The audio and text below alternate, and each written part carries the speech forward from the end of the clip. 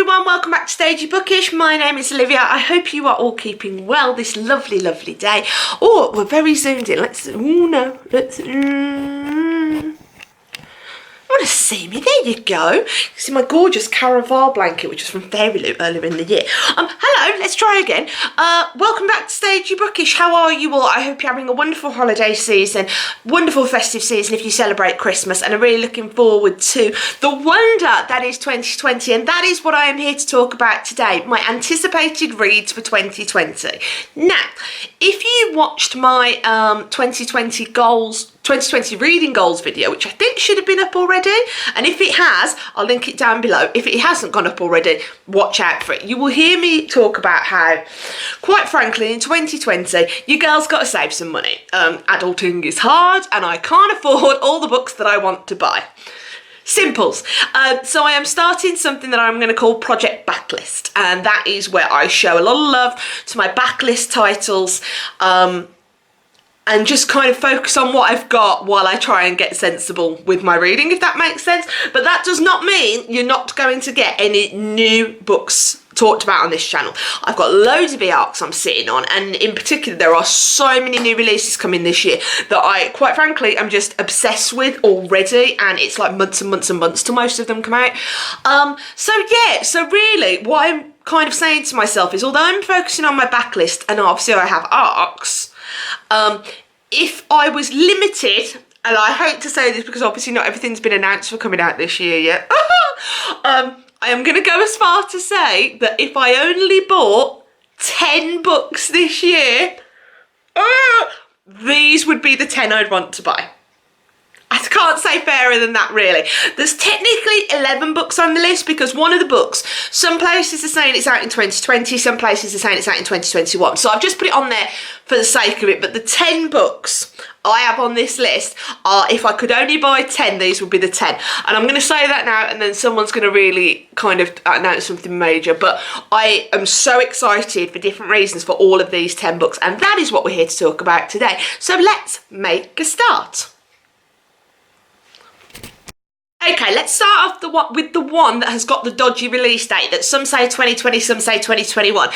And if you've watched my best books of 2019 video, it will be no surprise to say that I am so highly anticipating the new book from the Dark Lord, that is Jay Kristoff. Empire of the Vampire currently in some places has a September 2020 release date, but other places has 2021, so I don't know if it's been moved back. But really the only reason that I'm interested in this because it's Jay Kristoff writing vampires.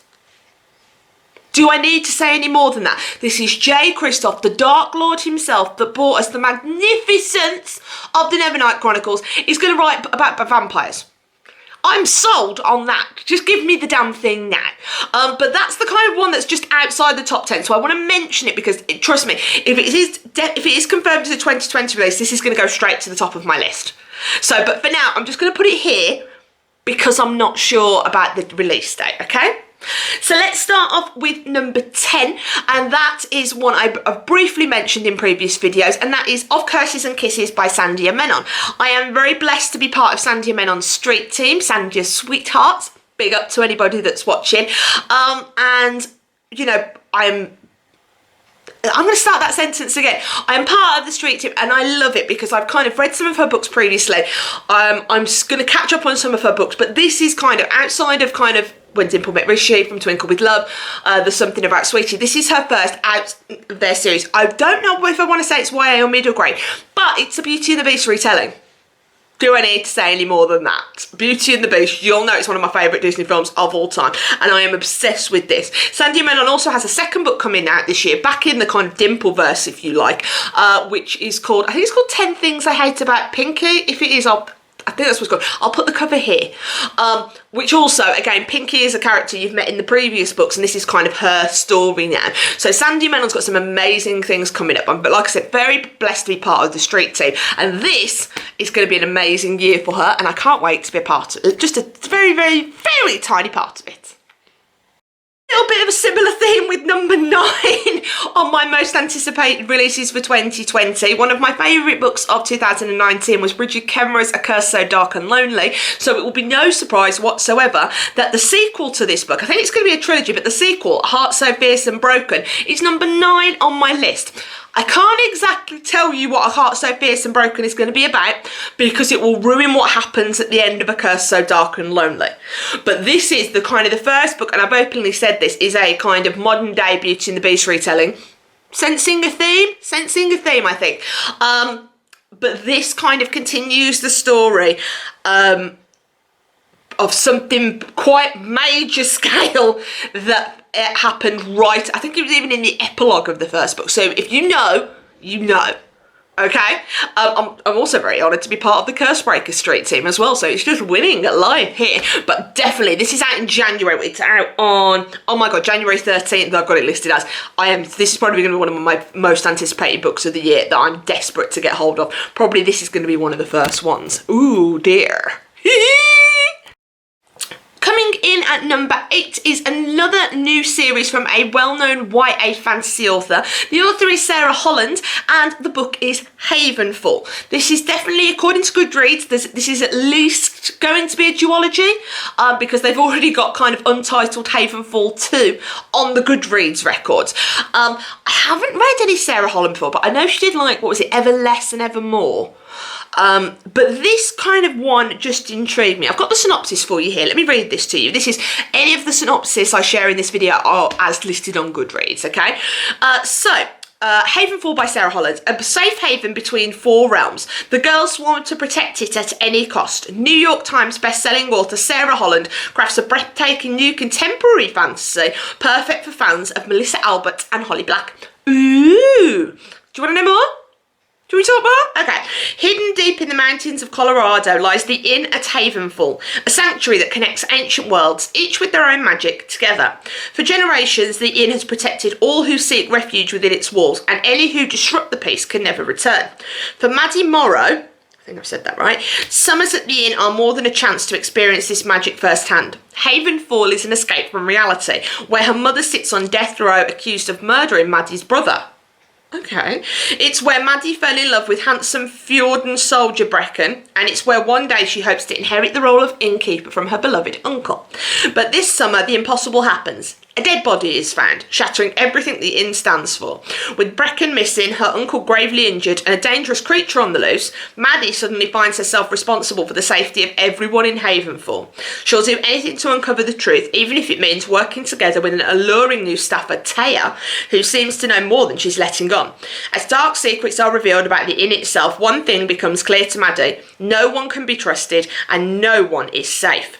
Sarah Holland takes the lush fantasy that captured readers in Ever Less and Evermore, yes I was right, and weaves it into the real world to create a wholly captivating new series where power and peril lurk behind every door. That sold me. That kind of whole... I know I was shocked about it. It's been a while since I've read the synopsis, so I was like, oh, have I read that? Of course I've read that. I know a lot of people have spoken so highly about Ever Less and Evermore, so I'm really interested to pick up Havenfall. Like I said, at least at the moment it's listed as a duology, because like I said, the second book's on Goodreads. But yeah, really intrigued by this one. Coming in at number 7 is a new book from an author I've discovered this year. Oh, you keep getting out of focus. An author I discovered this year. I actually got a chance to go to one of her events for her most recent YA book that was published that I have to read.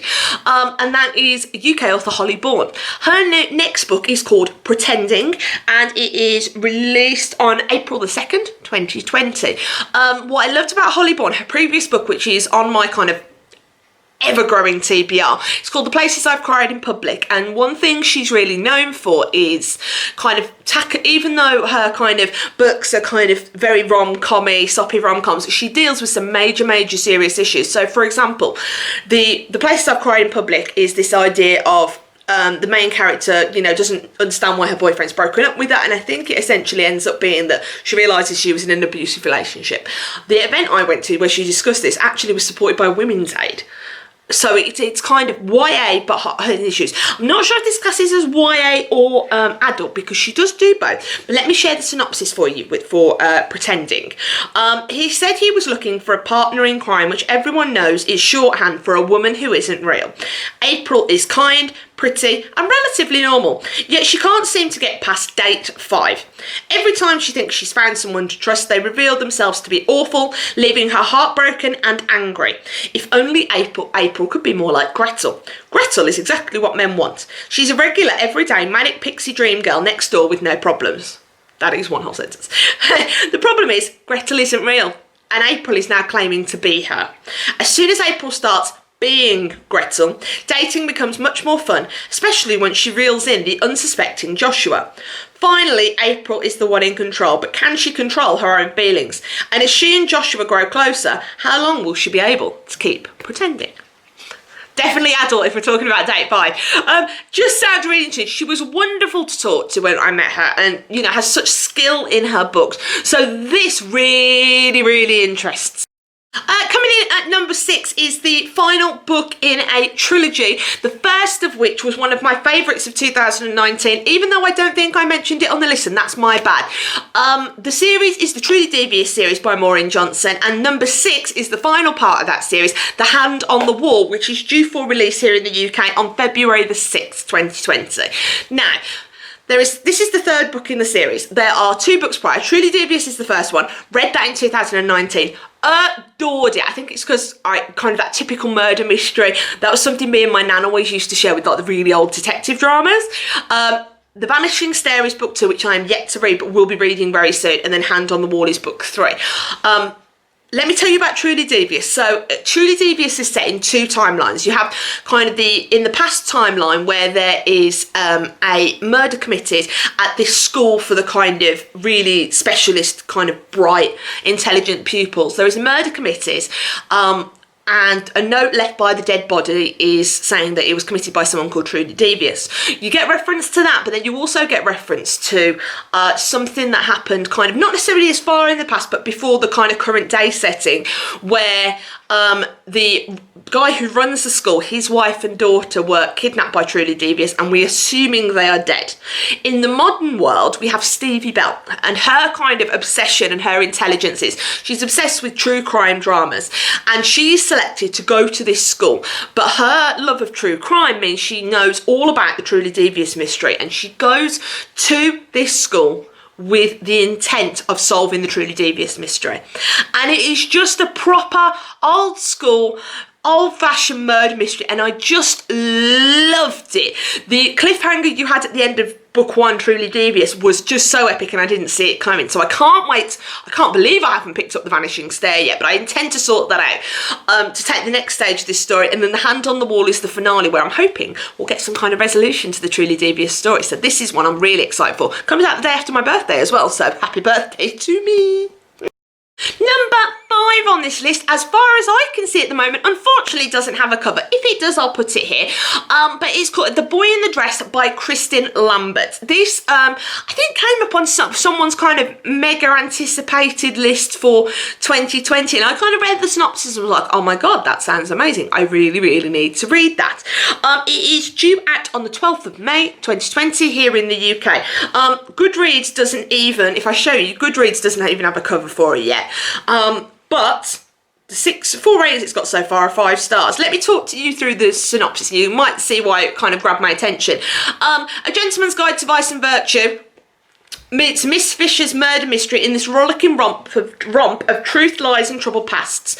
New Year's Eve 1929. Millie is the MC of the Cloak and Dagger, an LGBTQ-friendly speakeasy deep in the heart of the French Quarter, full of bootleg booze, cabaret acts, and where the Narlins elite come out to play. Her best friend Marion is the star of the show. His die-hard fans wouldn't miss a performance from the boy in the red dress, and together they rule the underground scene. Then, a young socialite draped in furs starts asking questions, wielding a photograph of a boy who looks a lot like Marion. When the socialite's body is found slumped in the back alley, all signs point to Marion as the murderer. Millie is determined to prove her best friend's innocence, even if that means her risking her own life. As she chases clues that lead to cemeteries and dead ends, Millie's attention is divided between the wry and beautiful Olive, a waitress at the Cloak and Dagger, and Benny, the charming bootlegger who's offered to help her find the murderer. The clock is ticking for the fugitive Marion, but the truth of who the killer is, it might be closer than Millie thinks. It's LGBTQ, it's murder mystery, it's New Orleans, it's 1920s, and I'm just totally here for it. 12th of May can't come soon enough. Probably one of my most anticipated books of this entire year. Book number 4 on this list is from one of my new auto-buy authors. I read her first book in 2018, I read her second book in December of 2019, and on May 14th, 2020, we will get the third book from the absolute epic dynamo that is Elizabeth Acevedo. It is called Clap When You Land, and quite frankly, this woman can do no wrong for me, so no matter what the synopsis said, as soon as I heard Elizabeth Acevedo, book 3, I'm getting this book. It will be amazing because Elizabeth Acevedo is just unreal talented. This is her previous books. The Poet X was a novel in verse, With the Fire and High was full prose, and Clap When You Land is going to be another novel in verse. Let me talk you through the synopsis. There we go. And this just has so much potential. Camino Rios lives for the summers when her father visits her in the Dominican Republic. But this time, on the day when his plane is supposed to land, Camino arrives at the airport to see crowds of crying people. In New York City, pardon pronunciation, Yahaira Rios is called to the principal's office where her mother is waiting to tell her that her father, her hero, has died in a plane crash. Separated by distance and Poppy's secrets, the two girls are forced to face a new reality in which their father is dead and their lives are forever altered. And then, when it seems they've lost everything of their father, they learn of each other. Poppy's death uncovers all the painful truths he kept hidden and the love he divided across an ocean. And now, Camino and Yahaira are both left to grapple with what this new sister means to them and what it now will take to keep their dreams alive. In a dual narrative novel in verse that brims with both grief and love, award-winning and best-selling author Elizabeth Acevedo writes about the devastation of loss, the difficulty of forgiveness, and the bittersweet bonds that shape our lives.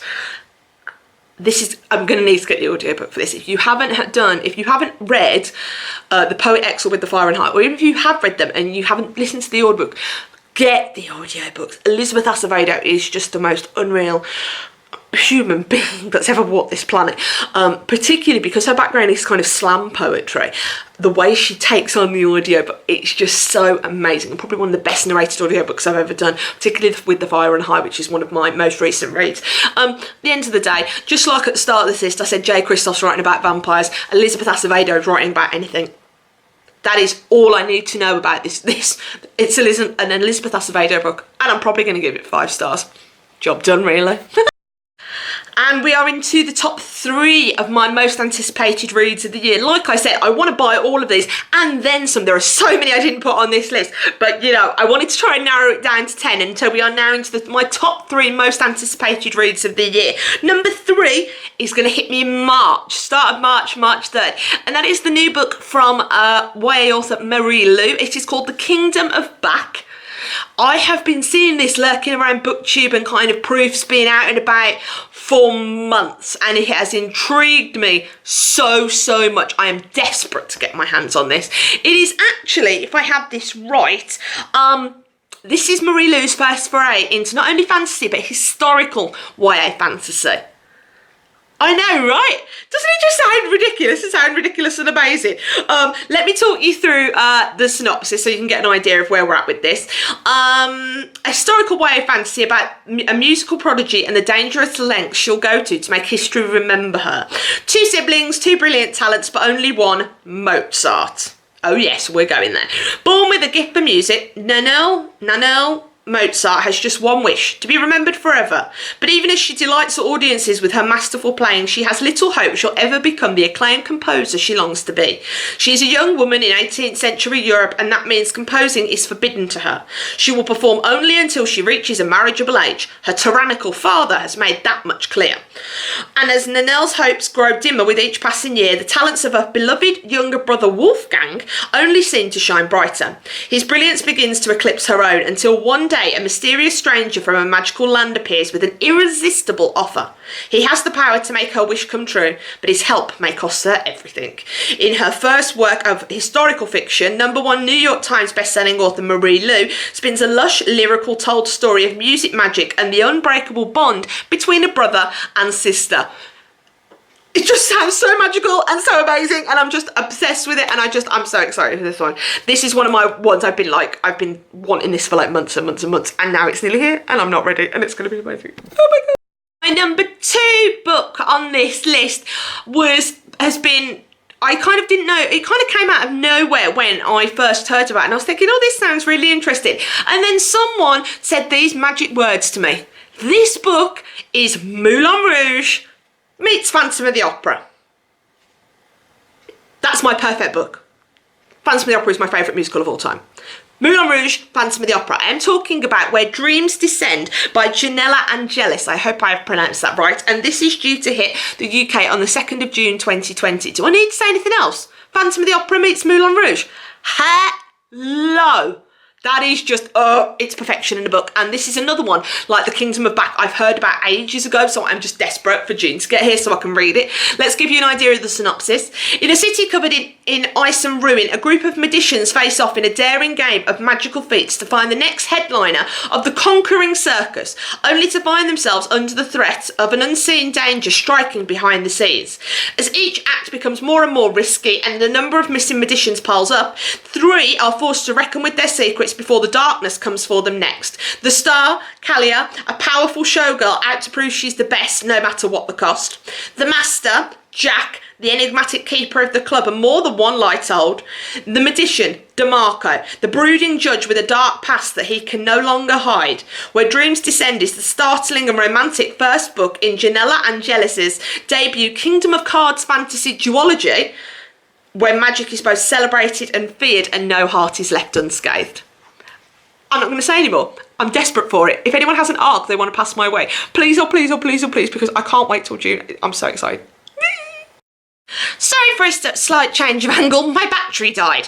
Thankfully, we are down to my #1 most anticipated release of this year. This and Where Dreams Descend and actually The Kingdom of Back are 3 that I am just so obsessed with, and since I've heard they were being released, I have just literally been all about. And it probably will be no surprise to anyone that has watched this channel, particularly recent videos when I've talked about my favourites of 2019. I am a little bit obsessed with The Gentleman's Guide to Vice and Virtue world, the Montague siblings world. So Gentleman's Guide to Vice and Virtue, The Lady's Guide to Petticoats and Piracy, and The Gentleman's Guide to Getting Lucky. They were some of my favourite books of 2019. So when, completely out of nowhere, Queen Mackenzie Lee announced there was going to be another book in this series, the whole fandom went into meltdown. And I was one of those people because she announced this book, The Nobleman's Guide to Scandal and Shipwrecks. We are looking at 3rd of September 2020 for this release, and no one knew this was coming. Well, certainly no fans did, because I think Instagram may have gone into meltdown when she announced it, because I was on the list going, yeah! Oh my god! So we've had Monty and Percy, we've had Felicity, we now have little brother Adrian. Now, if you've read the first book, you'll know Monty doesn't have a lot of time for the baby, and he's only fleetingly referenced in Lady's Guide, I think, but I think it's a bit later because Adrian's now a teenager by the time we get to this book. So let me show you with you the synopsis. a teenage Adrian Montague as he desperately seeks the now adult Monty and Felicity, the older siblings he never knew he had, because remember, Monty and Felicity were not liked by the parents. The sole heir to his family's fortune, Adrian Montague desperately wants to be free from his father's high expectations, the grief of losing his beloved mother, and the constant war being waged inside his mind. Adrian was diagnosed with hysteria at a young age, and it's always been kept a secret. But when he has a breakdown at his engagement party, the public learns Adrian's worst fear. He might not be fit to run the Montague estate. Thankfully, Adrian is given an opportunity to avoid the impending scandal. A trip to the Caribbean to claim the last of his mother's possessions. But along the way, Adrian discovers another secret lurking in his family tree. He is actually the youngest of 3 children. His sister Felicity and brother Monty went missing over a decade ago. Now Adrian has the chance to find them and offer to pass the estate back to the rightful heirs. Adrian expects to win his long-lost brother over with the promise of wealth and inheritance while dreaming of a quiet life, where Adrian doesn't feel like a burden to anyone. But when Adrian finally tracks him down, Monty refuses to return home.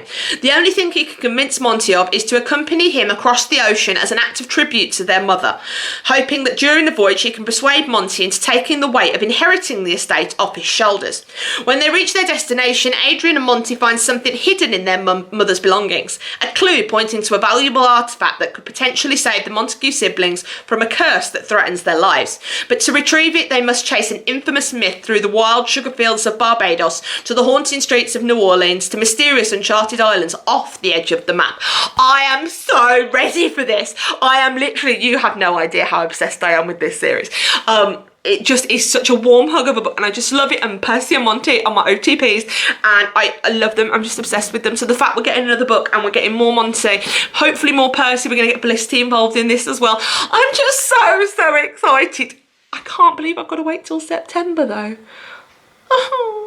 Well, I suppose actually out of my top 3 books, I've got March, June and September. So I've got 3, 6 and 9. So I'll just have to savour them all. But yes, if you've never read Gentleman's Guide, please go and pick Gentleman's Guide of all the series. You've got Gentleman's Guide, Ladies' Guide to Petticoats and Piracy. The Gentleman's Guide's Getting Lucky is actually a novella of what happens at the end of Gentleman's Guide before the start of Ladies' Guide.